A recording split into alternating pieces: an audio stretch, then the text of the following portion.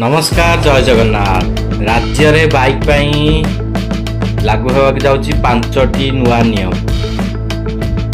यही 5टी डॉक्यूमेंट जदि आपण पाखे नथिबो आपण गणिबे मोटा अंकर फाइन।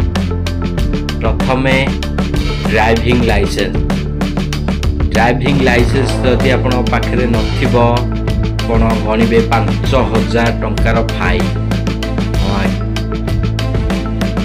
5000 फाइन आपण गणिबे जदि आपण पाखे ड्राइविंग लाइसेंस नथिबो। जदि आपण बाइक चलाउछंती ड्राइविंग लाइसेंस निहाती करनियो। सेकेंड रे आसिला इंश्योरेंस। जदि आपण पाखे इंश्योरेंस नाही आपण एबे इंश्योरेंस करनियो। इंश्योरेंस जदि करनथिबे 2000 टंका फाइन गणिबे। आर रे आसिला पॉल्यूशन सर्टिफिकेट।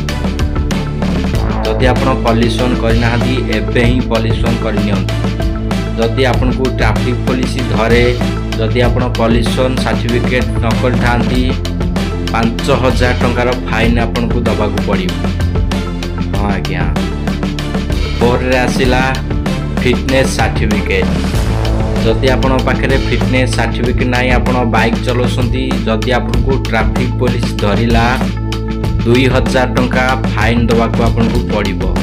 एबे ही फिटनेस सर्टिफिकेट करनियो।